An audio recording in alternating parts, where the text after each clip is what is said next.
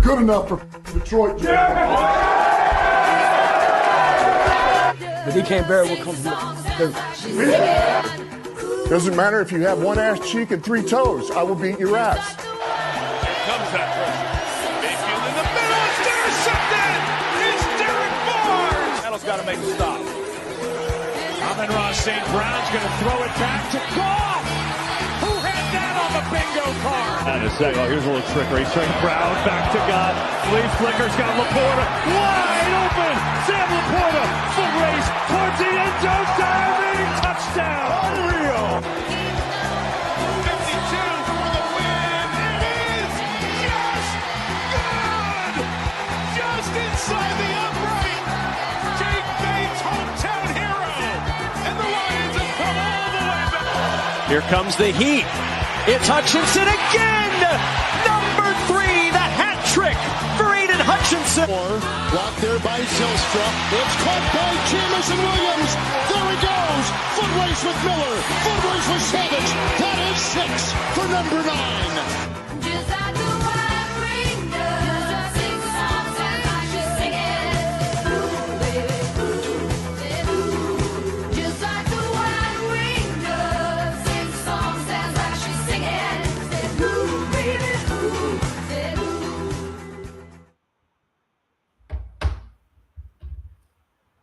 Yo, what is going on, guys? Welcome back to the Pride Podcast, episode 416 on the Blue Wire Network. I am your host, Tyler, joined by my main guy, as always, Mr. Malcolm Hart. Malcolm, how are we feeling after that game? Let's fucking go, man. Let's go, man. Whoa! I'm doing great, man. Yo, another Lions dub. We're back, baby. We're back. We're back. You know, the Lions needed a game like that really, really badly. A lot of negativity recently. And, you know, that's a game that's going to make the fan base ease in a little bit more. You're not going to be fully back-pocketing, and you shouldn't be, but that helps it ease in a little bit. That's a good win, man, on Thursday Night Football versus a team that's really hot right now. The Lions just went out there at home, took care of business. I thought they kicked some ass today, especially offensively. This is a game that I kind of been waiting for. Shoot, it feels like almost all year. I mean, we've had some spurts of it, but like since the bye week, they just haven't had that game offensively. And it felt like today, whatever they wanted, they got it going. It was clicking all well, and it was versus a good team. You know, you want to see it versus a good team, and I thought that's what the Lions did today. Malcolm, man, let's start with this Detroit Lions offense, man. When you watch this Detroit Lions offense today, what's the first thing that really stood out to you tonight? Well, it looks like the offensive line play did show up a little bit better this game than they have in the past as far as protecting Goff. We saw some guys subbing in and out that interior line, and we saw Miles Frazier, and that was a big boost. Miles Frazier did have his ups and downs. We did see some penalties with Miles Frazier, but, I mean, those guys, they actually protected Goff really, really well, and Goff was able to make those big throws. Yeah, absolutely, man. They were able to do essentially, I mean, that passing game was a weapon today for the Detroit Lions offense. It's like whatever they want to get going in that passing game, it was automatic, it felt like. I mean, Goff was distributing that ball. He was balanced. It was going to everyone. I mean, you saw Jahmyr Gibbs had a big game in the passing game. Amon-Ra St. Brown, who we were even questionable who was going to play in this game, has a big game out there. Jamison Williams, it seems like that connection was really good going. Really good day for Jared Goff, and it is a big shout-out to that offensive line because there was some movement. You know, like you know what you had in your tackles with Decker and Sewell. You had Graham come back in center who missed last game versus Thanksgiving, and then you had Ratledge at right guard who you knew about that. But the left guard spot, when you saw Oshika was downgraded, that was interesting because Oshika has been the guy that has stepped in since Mahogany's been hurt, and he's had some ups and downs, mainly a lot of downs. When he was when he was in that left guard spot. Today, it was interesting. You know, they had a little rotation of guards between Tristan Colon, who we've seen play guard and center, and the rookie Miles Frazier making his NFL debut today. And Dan Campbell actually just said in a comment right now, they didn't intend for Miles Frazier to play as much as he did today. He was just impressing him that much that he deserved the rotation and to, you know, have the opportunity to keep going back out there. So They just wanted to get a look at him for one series, but they were impressed with him, and they gave him some more opportunities throughout the game. You saw them go back to Cologne, and Cologne, after getting benched or soft bench, whatever you want to call it, I don't know if they had the intention to do that. He stood up. I thought he had a way better game after his first series. So shout out to those guys, man, because that's been the biggest question mark from honestly since Frank Ragnow retired. Is like, who is going to step in for these guard spots? Who's going to step in this interior? And from now until whatever week we're in now, week 14, we still haven't figured out that question. And I'm not saying we've figured it out yet, but today was a step in the right direction. You know, I thought the Cologne, Miles Frazier, they did their jobs well today. That's a good Dallas defensive line, especially after the deadline. And they held up very, very well, especially in the passing game and giving Goff that time in the pocket to make those passes. Yeah, I mean, you saw the first few drives, and it looks like you're like, oh no, here we go again. It looked like we're trending back to what we saw a few weeks ago with the interior line just not be able to protect Goff, and Goff just having to get the ball out really quick. But it looked like as the game went on, they really settled in that interior position, and they played really well, man. They were a really bright spot of this offense of this offense in general, just that interior line. This is how they played. Absolutely, man. It was a nice sight to see, man, because we haven't seen it all year, and it was nice to see the rookie because that's a guy we've been talking about for the last couple weeks. You know, when he started returning to practice, I said, could this guy potentially be, not necessarily the savior, but could he help be a spark, right? At least be a spark for this guard spot. And I thought today, especially in the run game, I thought Miles Frazier was a spark today. And this is his first game. He got his feet wet today, and I thought that was a good game to get his feet wet with. And, now you got 4 more games left in the season. I'm interested to see what his role is going to be going for because, Tristan Colon was impressive as well as the game went on. And then Miles Frazier as well was impressive. So maybe we see the Lions continue this potential guard rotation drive by drive. I mean, we've done that in the past, not in this one. Oh, God, no. It didn't work out necessarily. Oh, God, no. But I didn't hate it today. Today, I felt like they kind of had to. I don't think it was a situation where they wanted to, but I think they just had to. They had to get some different looks in there because, the whole Ashika being out. And the Cologne, he's not really – is he a typical guard or is he more of a center? I mean, I don't know. He's like your Graham Glasgow. He was struggling. He was struggling in the beginning. So it was a good idea for them to not just keep him out there and let him keep, throw him in the water, just keep letting him struggle. I'm glad they got a chance and put Miles Frazier in there and say, hey, maybe bring him to the sidelines, coach him up, let Miles Frazier go in there and see what he looks like. And, let Cologne go back in there and see what's going on, But I like the way they did it. Now, is that something they're going to continue going forward? I don't know. My main question right now is, and I hope it's an easy answer because it didn't look good for him when he was out there, Oshika. When he comes back, what's his role? Oh, no. Come on, man. He's done. I don't need to see him ever again. Well, damn. No. So Ashika is done. As far as the whole guard experiment with Ashika, I'm done. Ashika. I've seen enough. I don't need to see any more Coyote Ashika. I mean, I like these guys that we had going forward, and then Mahogany looks like he's potentially returning very soon as well. So like, if he comes back, obviously he's going to be the guy. Yeah. But for the time being, till Mahogany is back, or if he does come back, I'm cool with rolling with the best guy. If it's Frazier or if it's Tristan Colon. Or what about if they do the rotation? Are you okay with that as well? I wasn't a fan of it when they did it back then in the previous regime. I like having guys pick up a rhythm, right? Because I feel like when you do the rotation, it does kind of disrupt the rhythm and the continuity of the offensive line because, it is a continuity. You need all 5 guys working together. It's not just one guy doing his own thing. And they bring a different dynamic. So I would preferably like them to find a guy that they're more comfortable with and preferably roll with them, but know that the leash is short. Like if you are getting penalties or if you are struggling, kind of like how Cologne was in that first series where I think he gave 4 pressures on 7 dropbacks. Like, like if that's the case, like the leash is short. We'll go into a Miles Frazier if you're struggling.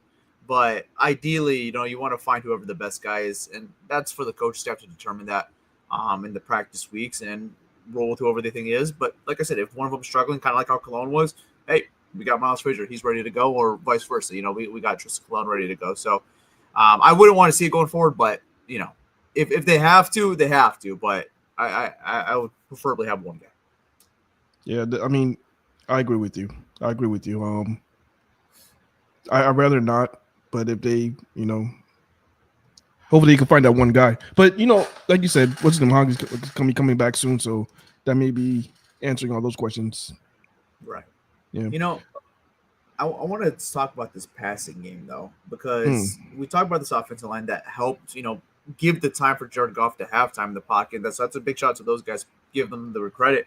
But I just loved how much Jared Goff was distributing that ball and the confidence he had, man. There was some big time throws out of him and his receivers having the utmost confidence. I thought Jameson Williams, one play where Goff had some pressure, it was a little bit of a wobbly ball, but Jameson Williams exactly pinpoints the ball, goes finds that ball, catch that ball. That was a phenomenal play by JMO. Just a big day from them, man. I mean, Jahmyr Gibbs is a complete mismatch for any guy they had out there in the passing game. No linebacker was a good matchup for him. So you saw Goff really exploit that, especially in the first half. But I just love the way he was distributing that ball. I mean, 7 catches, 96 yards for JMO, 6 catches, 92 yards for Amon-Ra St. Brown, 7 catches, 77 yards for Jahmyr Gibbs, and then he sprinkled in a little bit Isaac Tesla, who got that touchdown, 2 catches for 20 yards. So just a very good day distributing that ball, getting your playmakers involved, and keeping the Dallas Cowboys, on their toes, because you don't know who the ball is going to, and that's what you want to see when you have all these playmakers. So it's a big shout out to Jared Goff and a big shout out to Dan Campbell. I thought called a really, really good game as well. So it felt like Lions football today. Watching that Lions offense, they had their swagger back today. Yeah, and you can even see that they even tried getting a Dan Skipper play out there, which we saw earlier, which it was a fail. I mean, that play was a disaster. I mean, I don't know what happened. It was a disaster, but the fact that they even tried it is a good sign. I'm happy that they're trying to be creative and do some trickery stuff out there. But when you see looking at the numbers, looking at Jameson Williams and the way all these guys, Jahmyr Gibbs 7 receptions, this is how the line should have been used all along. Because these guys are so dynamic. Like it was just mind-boggling that we'll go to have games and Jameson Williams will have like 1 catch or 0 catches, 1 target, 0 targets. It's just mind-boggling that they couldn't draw a plays for him. And it looks like that they're doing a way better job now getting him more involved. Jameson Williams, he has this really special talent that he may be uncoverable because he is able to run full speed and break on a dime and then just break on the route on a dime and then just continue his speed. If they're using him correctly, this guy could be an uncoverable cover. And I'm liking what I'm seeing now. Like, it looks like he's getting more involved, getting more confident. I don't think he had any drops today. I don't believe so, no. So this Lions team, if they could play like this for the remainder of the season, look out.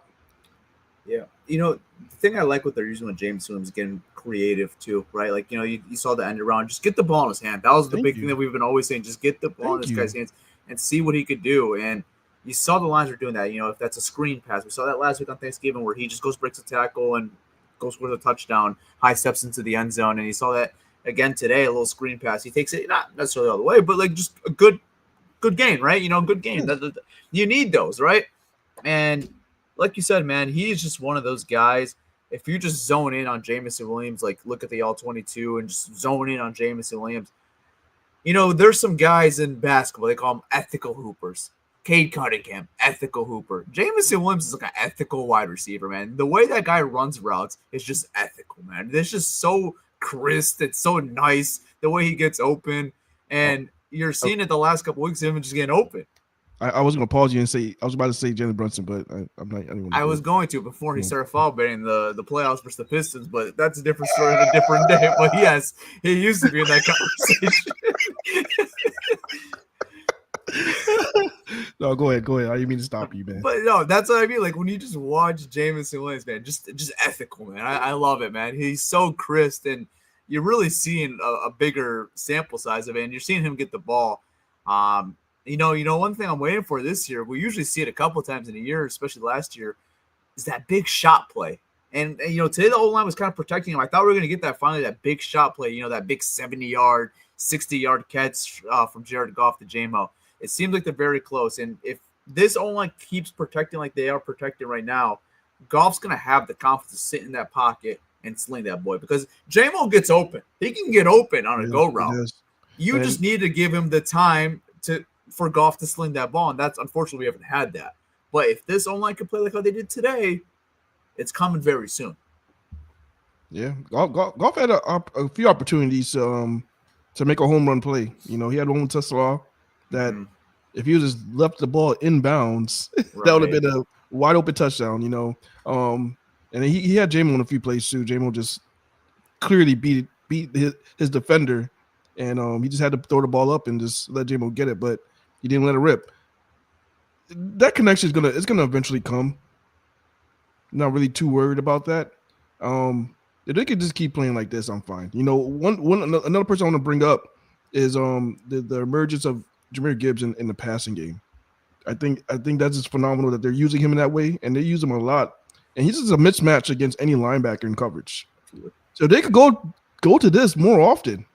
Maybe not hand the ball off to Jahmyr Gibbs like 20 times. Maybe split it up and have him line them up out wide. And have him get one-on-one coverage against those linebackers and let him do work. Like we saw today, he's just a mismatch against any backer. 100%, man. And I've been wanting this since we drafted him. Like, when you drafted Jahmyr Gibbs, we know he could run the ball, right? Like, the guy's a phenomenal runner. We know he could do that. But, like, when I looked at Jahmyr Gibbs when we drafted him and obviously just watched him throughout the year, seeing his talent since he's been a Detroit Lion, one thing I feel like he's been very misused is in the passing game. I'm like, why can't this guy be Christian McCaffrey? Why can't this guy be like Alvin Kamara in his prime? Like one of those dynamic pass catchers. Like they're good runners, but they are a different animal in the passing game, and they are a complete mismatch for any safeties, for any linebackers. And maybe I'm blanking on the game, but today really felt like the first game that I feel like the Lions really used him in that role where like he's a dynamic pass catcher and they're going to kind of not necessarily spam it, but they're going to exploit it. Like it's not going to just be one or two plays. We're going to use it many times in this game, and they're not just going to be screen passes. We're going to send him out on a little route, a little maybe Texas route, a little angle route, whatever it is. Send him out as a receiver. Like he has that talent where he could be a dynamic pass catcher. And I felt like today Dan Campbell as a play caller really use it because Dallas Cowboys, I mean, they've struggled with those type of running backs. The guys that could go catch a ball out there. What's his name? Murray, the linebacker. Kenneth Murray. I'm blanking on the guy's name. I think it's Kenneth. I'm thinking of Keegan Murray. You can't remember shit. Don't ask me. I think Kenneth Murray. I'm blanking on the guy's name. But whatever.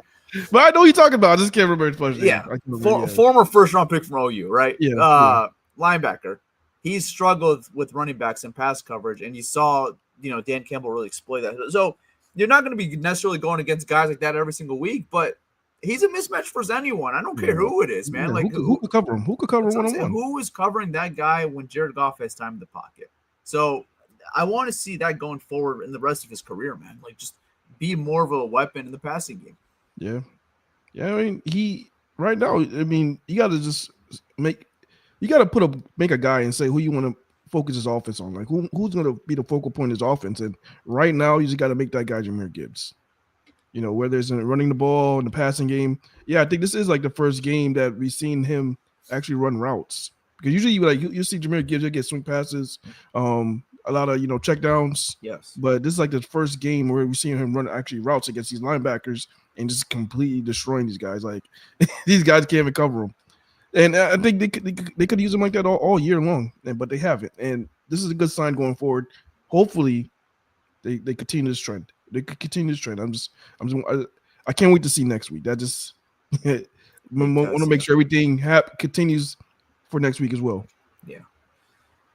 Going on to the running game, right? I mean, Jahmyr Gibbs overall, I thought he was okay in the running game. Nothing really special today. I thought David Montgomery was really good today in his very limited carries. I mean, I know he broke for the 35-yard touchdown, So it makes his numbers look really, really good. But I thought overall, man, whenever they kind of needed those gritty yards, they leaned on Demo, man. You know, the time where the Lions were leading, right? And you kind of want to just burn a little time, you know, get some nice, you know, yards, right? You go get 7, 8, 9 yards. Demo, I feel like every time they called his number, and it wasn't very often, but when they did call his number, I thought was running the ball really well. And, you know, it's been kind of unfortunate for Demo because Gibbs has been so good this year, so his role has been kind of minimized a little bit this season compared to the first 2 years since we've had him. But, you know, just being consistent, man, every week. I feel like every time we see him, you know, go getting that touchdown, that's good for him. But I like the way he was running all day today. I thought he was, you know, picking up those big gritty yards and just kind of the guy you want when you're leading, right? When you're leading in a game, that's the type of running back I want. A guy that's just going to be a bruiser. Go get me 8 yards. Go get me 7 yards. Keep the drive going. Let's go kill this clock. And ideally go get a finish with a touchdown. But if we're finishing off with points and burning off 6, 7 minutes off the clock, that's a really good day. Yeah, man, David Montgomery, he's just one of those unselfish players. He's just really just unselfish. Like he understands the situation here in Detroit that, you know, Jahmyr Gibbs is a special. He understands that. But the thing with David Montgomery is that he could play, he could start for a lot of these NFL teams. So if he wanted that starting role and get 20 carries a game, he could have asked for a trade, you know. But he understands his role here, and he still wants to be in Detroit. Even though his role did get, like you said, a little diminished with the emergence of Jahmyr Gibbs, but when he's out there, you know, they're using him as far as, you know, pass blocking, at the key pass blocker, to help give Jared Goff that extra time. But when you're talking about like running the ball, he had a really great game running the ball today, but he didn't get much carries. He only had 6 carries, so it's not like he did a lot, you know. But he did have that big run. That 35-yard touchdown run that gave him that touchdown. But it's the little things that he does in Detroit. Those little things as far as like protecting Goff, and he's just a guy who's just never going to complain about pretty much his role in Detroit or anything. So big ups to that guy, man. Yeah. Before we shift gears to the defense side of the ball, I mentioned a couple of times already, but this is just really a big appreciation for Amon-Ra St. Brown, man. I mean, the guy had every single reason to heal up this week.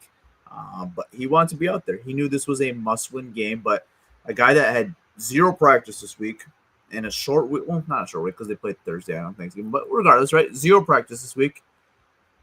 Missed pretty much the whole game last week on Thanksgiving with that ankle injury. He could have healed up. You know, they had the mini bye. They don't play till next Sunday versus the Rams. But he went out there without any practice and just balled, man. He like, the numbers are good reception-wise, you know, 6 catches, 92 yards. But he was blocking his tail off all single game. All game long, he was blocking his tail off. I mean, didn't really care that he had the ankle injury. It didn't look like he had an ankle injury at all. It didn't look like anything was bothering him at all. So big shout out to him, man. I mean, because, like we said, man, he was a true game-time decision coming into this game. And he just balled out there, man. And he was a great weapon, good security blanket for Jared Goff, like how he always is. That's just not a guy. Like, I feel like he's a guy we sometimes take for granted because he's so good, but like he just does it every single week. He's so consistent. So I just want to give him a little appreciation. The guy is different. The guy is really, really talented. He's really, really special. So shout out to Amon-Ra St. Brown. Yeah, I'm not even gonna lie, man. I didn't think he was gonna play today. I did not. I mean, coming in, no practice all week. And still is out there. Still out there. He played his ass off. First catch of the game, too. First catch of the game, man. I think, like, he been getting a lot of shit from a lot of his fans this year. Yes, man. And it's not deserved, man. This guy, he plays his ass off. And he proved it today. You know, he, like you said, he didn't need to be out there. He could just let his ankle healed up completely. Because I know he's still hurting. 100%. But he plays his ass off. Yeah, big shout out to him, man, because without him, man, it would have been tough. Yeah. You know, these games going forward are must-win games. And I know he feels like that too. So just having him out there, it really benefited the Lions a lot. Yeah, 1,000%, man. I mean, this receiving core without him, I mean, like Jameis Williams is great, right? And like you have Jahmyr Gibbs in the passing game, but it makes it a lot tougher for all these guys. Like, I mean, we just don't know much about Isaac Tesla right now. We've seen the glimpses, and it looks like he has a good future, right? Yeah, But he's just such a security blanket. He's such a good safety blanket for this offense, man. Whenever you need a big play out of him, he always delivers. And like you said, man, he's been getting some shit from the fan base. You know, he's had more drops this year than we're used to seeing out of him. And that's obviously a problem. You don't want to see that going forward. But the guy is just so talented, man. He is a really, really good football player. So I don't want it to be overseen because, like I said, man, he had no reason to really be out there. He could have fully been rested and get ready for that Rams game with a mini bye. But like you said, man, this was a must-win game. He knows that, and he wants to be a part of it. He wants to, carry this, not necessarily kill it, but he wants to be part of getting this team out of the rut and getting them back to the postseason and, getting back to the big goal. Yeah. So, big shout out to him. So,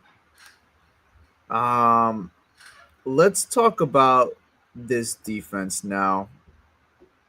Give up 30 points. First half was great. Second half, great start out of the half. We get the interception from Derek Barnes. But, Malcolm, overall, you look at this Detroit defense. Would you take it as a positive or would you take it as a – what do you look at this overall defensive day? Because 30 points on landscape is not great, but I thought there was some good in there. I mean, 30 points, yeah. But if you look at the numbers, I mean, I'm pretty sure, I mean, the Cowboys coming to this game, they were the number one offense in the league, weren't they? They score points and they score them fast. They score points and they score points fast, And they have guys. Yeah. They played really well, man. I mean, what I wanted to see from this team, this defense is, are we going to be able to put pressure on the quarterback? Are we going to be able to speed the clock in Dak's head? That's what I wanted to see from this defense. And they actually showed that this game. A guy that came out of absolute nowhere. He came from the ashes. He rose from the dead.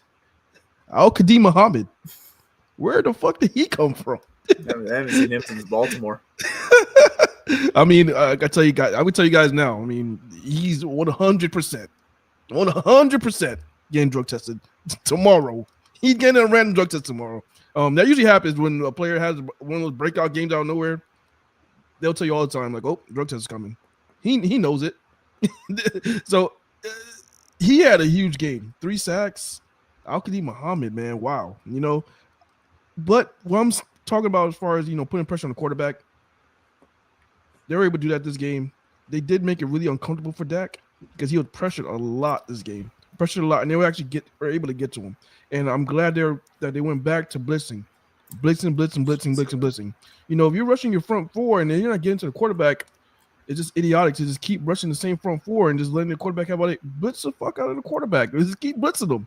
And that's what he did this game. They kept blitzing them, and they were able to put a lot of pressure on Dak and made it really uncomfortable for him in that first half. And you see the Dallas Cowboys, they're a really explosive team, so you can't hold them back all game. And Dak was able to make some throws, but he's talking about his numbers, man. They were able to, pick him up twice and get some, they already get a fumble. They definitely won the turnover battle. This was a good look for this defense.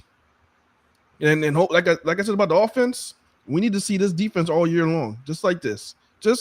Keep putting pressure on the quarterback, force turnovers, and who knows where this season could go for us, man. 100%. One thing you didn't mention, sacks are great because we haven't seen those a lot recently. Yeah. Takeaways are great. Yeah. That's just something we haven't seen from this Lions defense.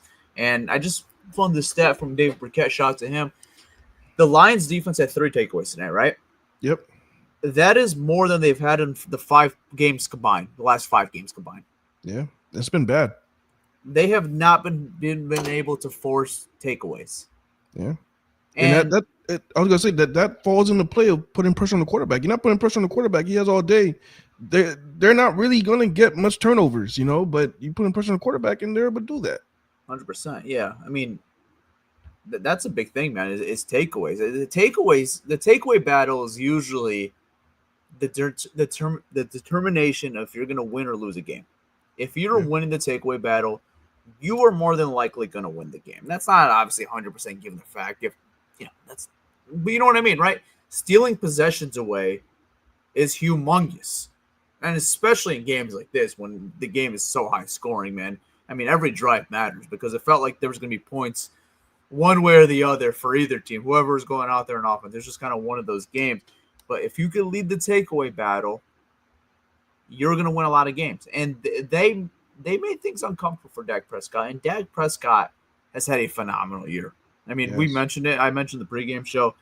The guy has been a phenomenal playmaker all year. Is phenomenal playmakers around him. I mean, even without CeeDee Lamb, I mean, CeeDee Lamb was having a great day before his concussion. But you just look at these pass catchers around him. I mean, CeeDee Lamb, George Pickens, who had a pretty quiet game today. I thought the Lions did a pretty good job. I don't know if it was necessarily the Lions did a good job on him or he kind of gave up. It was like he was like didn't seem like he was mentally in it. It was a little weird for Pickens, for a guy who's been phenomenal this year. Jake Ferguson, one of the better tight ends this year. Like when you have all these pass catchers, yeah, the Dallas Cowboys are going to score points. That's just their MO, man. They have too many guys that you can't control. And it's kind of like how we talk about the Lions. You have to circle this guy, circle this guy. The Cowboys legitimately have probably, not counting their quarterback, probably have like legitimately 4 guys that you have to circle. And that is, I would say, coming into a game, CeeDee Lamb, George Pickens. Every position, bro. Jake Ferguson, Javonte Williams. And then you see a guy like Flournoy. Who the hell is that guy? 9 catches, 115 yards. So maybe there's that guy. So you got to circle this guy too now. Who the hell is that guy? Where did he come from? No idea. But overall, yeah, like they made things a lot, they made things uncomfortable. And the big thing too was red zone stops. They did a very good job in the red zone, holding the Dallas Cowboys to field goals. Brandon Aubrey that guy's a machine. That guy's not a real guy. So, I mean, if you have a field goal opportunity within midfield, he's probably going to kick it. But holding the Dallas Cowboys to 9 points at half and stopping them in the red zone, that is really, really, it's an encouraging sign from this Lions defense, man, and being able to pressure the quarterback. I mean, that's just some things they haven't been able to do since the bye week is pressuring the quarterback, getting the quarterback down, which is more important, getting the sack. And then third, takeaways, man. Takeaways. We finally saw it today, man. And you saw how big those plays were. And then kind of going back to the Lions offense, shout out to them for converting on the takeaways because a takeaway is useless if you're not converting on them. So it's complementary football, man. When you're doing all 3 phases well, you're going to see games like this. You're going to see an outburst where the Lions score 44 points and win a big game at home. So shout out to the defense, man. 30 points doesn't look great on paper. Second half was a little dicey at some points, but for the most part, pressuring the quarterback and takeaways, you're going to win a lot of football games like that. Yeah, I mean, it's just a good sign just to see this team, this defense, talking about the defense, seeing this defense being back to like how they were in like the first few weeks of this year, of how they were playing as far as pressuring the quarterback and just being that bright spot. They had a really great game today. No matter what, that number says, even though like you said, 30 points, it's the Dallas Cowboys, But as far as I want to talk about George Pickens here, man, because when CeeDee Lamb was on the field, he was putting up really great numbers. I think at halftime he had over 100 yards. He's 6 catches, 121 yards. Yeah. So and that was like at halftime. Yeah. So he was having a great game, but the thing is, when he went out, Pickens went with him. That's what it seems like. It seemed like they both left together. And I'm not sure if it was just him just mentally not there. I'm not sure if a Meek just got in his head. I mean, we got to credit Meek Robinson because he's the one that was covering him, and he pretty much shut him out. Yeah. I don't know. I'd love to, like this. I'm going to give credit to the Lions front seven. I thought they played a phenomenal game today. Yeah. I thought the back seven was something to be desired, though. Like that, it wasn't great, man. I mean, I thought the secondary had a pretty rough game, and DJ Reed was getting picked on pretty much all night. He was. Amik at some point was getting picked on. Brian Branch was getting picked on a little bit. Like they were picking on our DBs a little bit, and Dak was having his way. The only time where it wasn't was when our pass rush was getting home, and that shout out to them. They were getting home pretty often, so that helped those guys. But the secondary didn't have a great game in general, especially DJ Reed. I mean, I know he's coming off an injury, but they signed this guy to be, a guy. They gave him a 3-year deal. This is supposed to be their cornerback one. And I don't think it's a great sign that teams are picking on him. That's the number one option. You know, that's usually they were giving him like some guy just coming in for the first time. The guy is coming in for an injury. They were just going after number 4 all game long. And shout out to him. He made a play at the end of the game. He got an interception. Yeah. But yeah, I wasn't very impressed with the DBs. I thought the front 7 played really good though. Yeah, they did. But like I'm talking about Amik Robinson, he's the one that caused that interception. He did. He's the one that broke on the his arm ball, out there, yeah. broke the ball up and batted in the air, made the ball go in the air, made it get picked off. But going to this DJ Reed, you know, I'm gonna say this. He is who he is. I mean, a lot of people had that higher expectation for him when he came into Detroit because he was a really good corner with the Jets. But he was the number 2 guy in the Jets, guys. I mean, a lot of people keep forgetting that when you're that number 2, you're covering the number 2. You know, it was always Sauce Gardner covering number 1. Sauce Gardner was the one out shadowing these top receivers. Now he's coming to Detroit, and we're having this expectation now. Oh, he's gonna be the number 1 corner. It's hard to transition that way because he's used to covering these number 2 guys, and now he's being faced to cover these number 1 options, and the number 1 option is just better than him. He is who he is. He's a good corner, but he's not a great corner, guys. I mean, it's just who he is. He's not a great corner. He's a good corner. So he's going to struggle, but hopefully it comes with this. You know, maybe he struggles, but is able to make a play. And maybe that play may be the game-causing play like we saw today. But it's just who he is. He's just a good corner. He's not a great corner. I mean, I don't think he's ever going to be that great corner. That's going to be that shadowing that number 1 guy and lock him down and making big plays. This is not going to happen for him. I didn't necessarily expect that, but I thought it would be similar to what we had last year with Carlton Davis. And Carlton Davis was the number 1 guy. He was, yeah. He was the number 1 guy in Tampa. So that's a difference. Yeah, I thought it could be a similar transition. I thought it wouldn't be a big transition, honestly, going from Carlton to DJ Reed.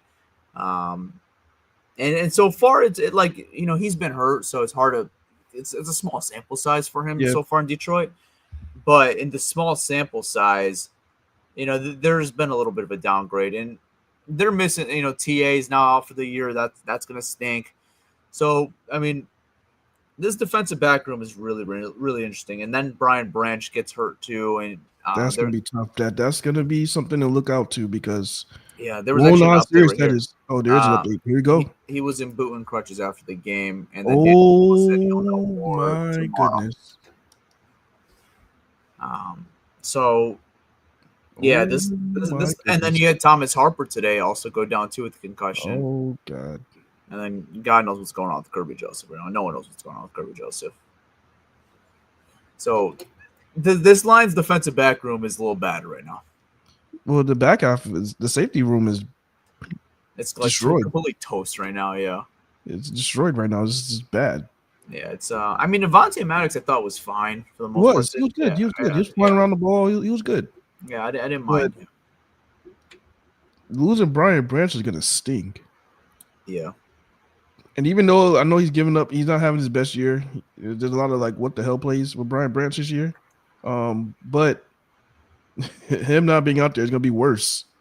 It's gonna be a worse if he's not out there. Yeah.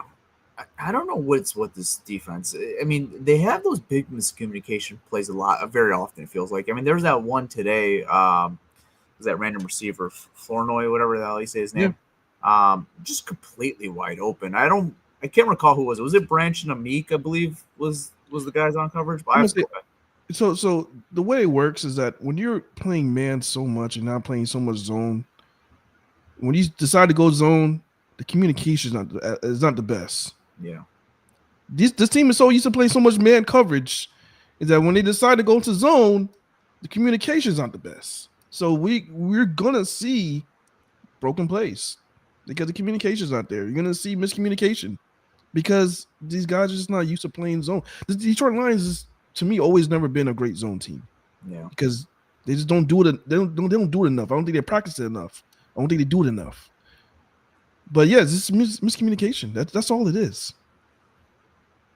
Yeah, I mean, it wasn't like anyone got cooked. It was complete miscommunication. Yeah, the guy was just nobody there. There's nobody. Somebody's supposed to be there. but there's just nobody there. I mean, Yeah. this It- miscommunication. The problem is it's just like we're at week 14 now, and I feel like we see this pretty often with this team. Maybe not necessarily like that, where it's like a 40, 50-yard wide open touchdown, but you're seeing guys get wide open pretty often. Just, there's always like, if not always, but like there's always that one or two play, it feels like almost every game, where there's a receiver who's open who should not have been open at all.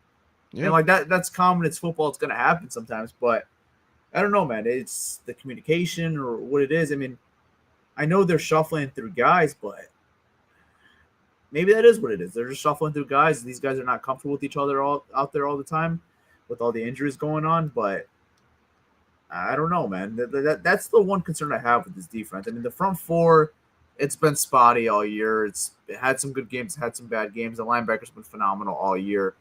The DBs, I mean, when they've had their guys, it's just like they're healthy guys, like the starters that they expected. It hasn't been great. Outside the Legion of Whom, like it feels like the DBs haven't been great outside that game. Yeah. So It's been tough. It's been tough with them, man. But I don't know, man. Right now, I think my biggest concern is the Brand situation. Who, if he doesn't go, who's in there? Who's the next line? Who's the next safety? So that last drive, they went with Thomas, Daniel Thomas, I believe his name is. Danny Thomas, number 2. Yeah, number 2. Okay. So he was because Brand, they had one more drive. The Cowboys, it was that garbage time drive. So he was in there. It was Daniel Thomas that went in. I mean, he has some starting experience. Yeah. So I mean, that's not too bad. and then you're hoping Kirby's gonna be back at some point, but who knows? I don't know what's going on with Kirby, man. I don't think he knows what's going on with himself. I don't think he knows either. Yeah, it's a weird situation right now with his knee. I mean, he's now missed about 2 months. I mean, he hasn't played since the Kansas City game, and he's been out for a long time. And it seems like the staff and the medical staff, I mean, they didn't place him in IR, so I feel like they had some optimism and some hope that it wasn't a long-term thing. But now he's been out for 2 months. You're open now with this mini bye. Hopefully, maybe you could see some more practice time this upcoming week, and maybe you can get him for one of these games coming up in the stretch run, if it's LA or Pittsburgh or Christmas, whatever it is. But we need some guys right now in that defensive background. It'll be ideally to get him back for this Rams game, because this is it. This is gonna be a tough one. That's gonna be a tough one right there. That's not a guy like Stafford's not a quarterback you want to make communication mistakes with. No. Because that's a guy that will eat you alive if you have communication issues. Yeah. And the Rams are so.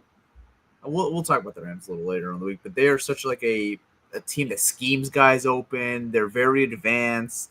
That's Sean McVay style, right? So the Lions got to be on their toes, man. They got to be ready to go. Because that's not gonna be an easy game.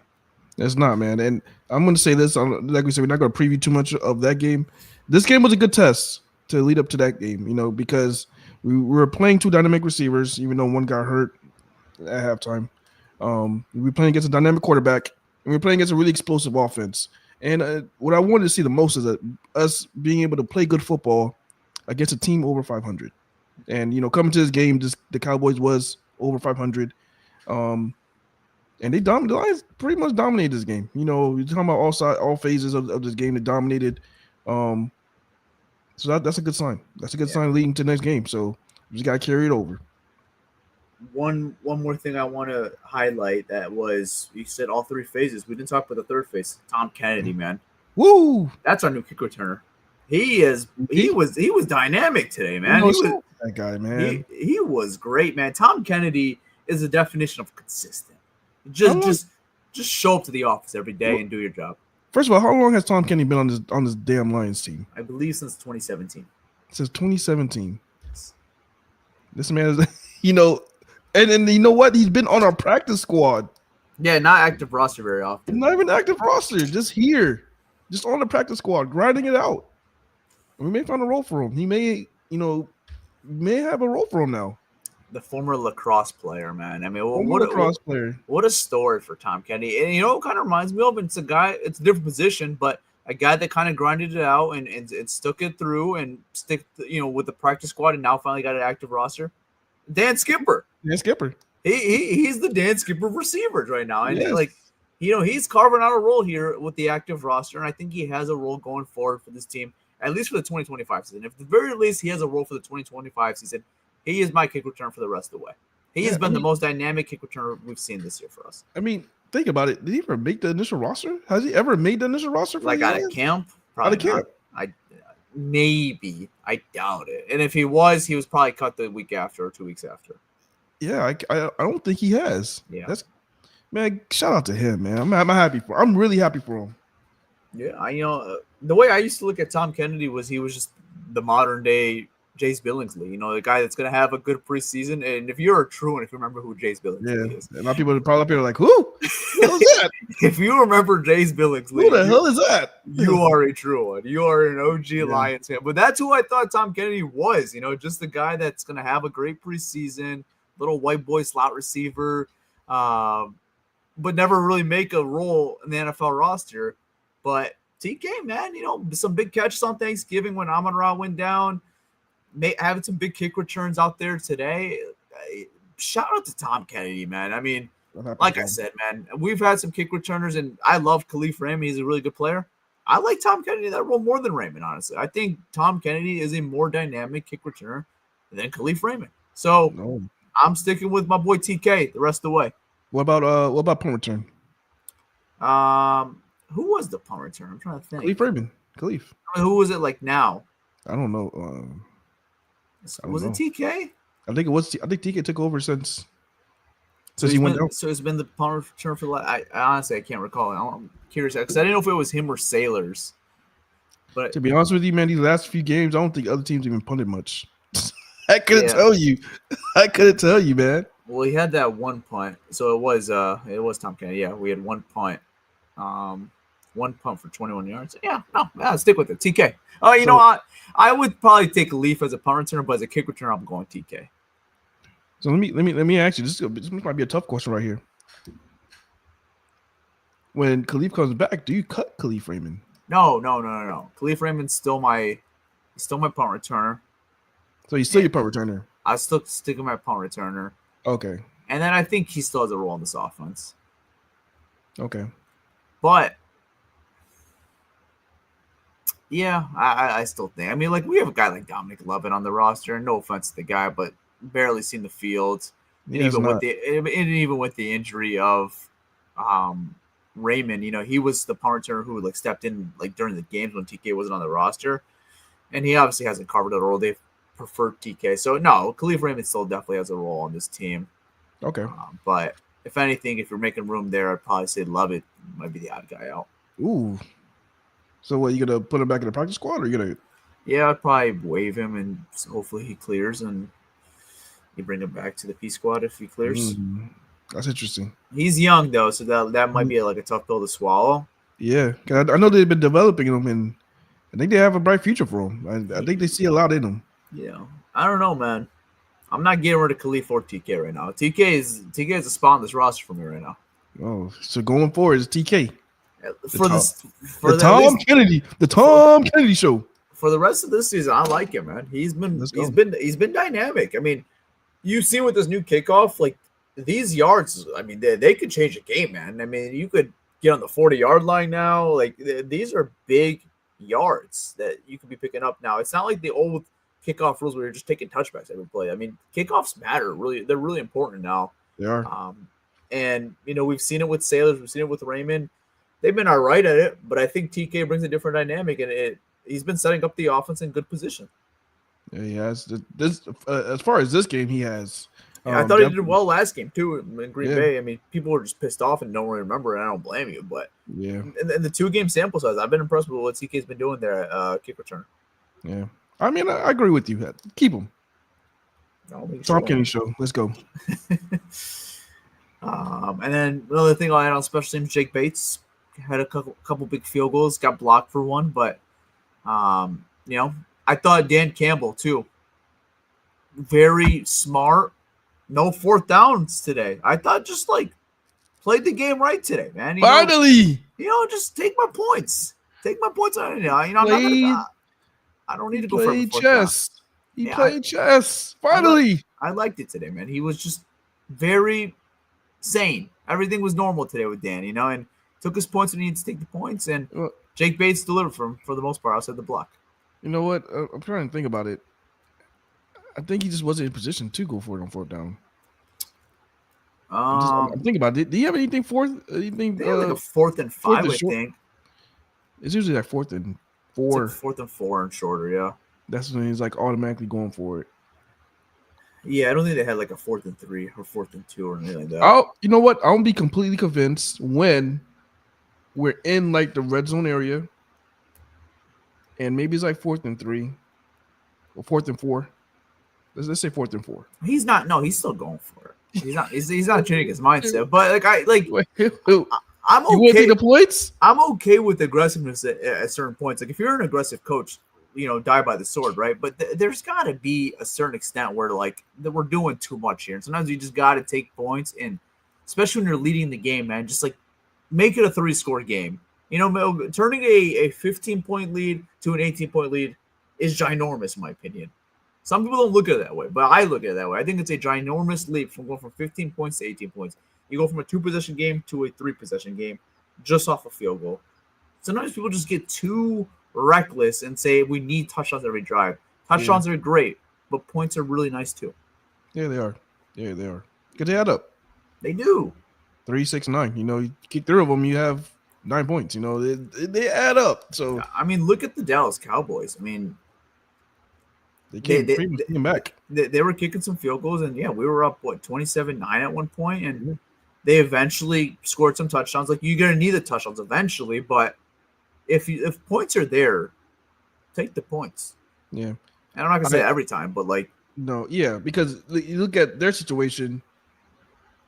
That last field goal that they went for may have, but I don't think it would have made a difference because even if they would have scored and we would have been up by 3.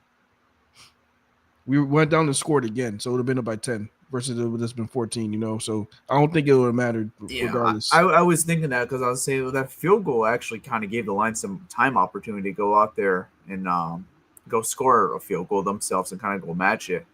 But I mean, you could play the vice versa. If you don't pick up that 4th down, then you're giving Detroit great field position, and you come out with 0 points, and now Detroit has an opportunity for a touchdown, and if not a touchdown, a very good shot for at the very minimum a field goal.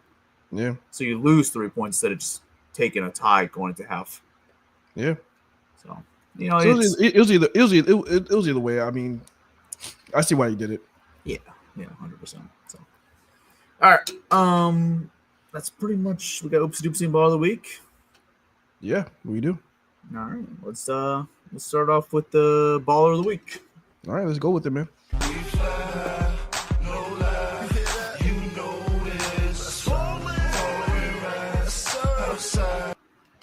All right, so with the Baller of the week, man, I'm just gonna make this really quick, man. This is a guy who's probably had this title multiple times this year. Probably, I don't know how many times I gave it to him.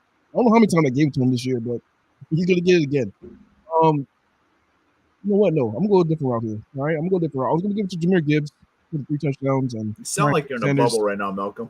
Oh, it does? Can you hear me now? Perfect. Okay, yeah. So I was gonna give it to Jahmyr Gibbs, for having the 3 touchdowns, and tying Barry Sanders. But I'm actually going a different route here. I'm going a different route. I'm doing an audible. I'm going with Al-Qadim Muhammad with the 3 sacks today.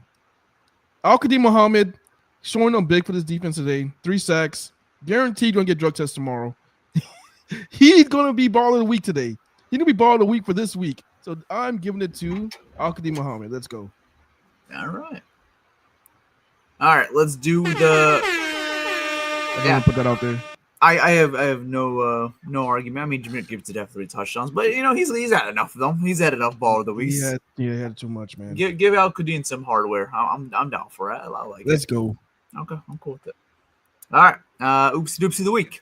Oh, boo-hoo! Let me play a sad song for you on the world's smallest violin.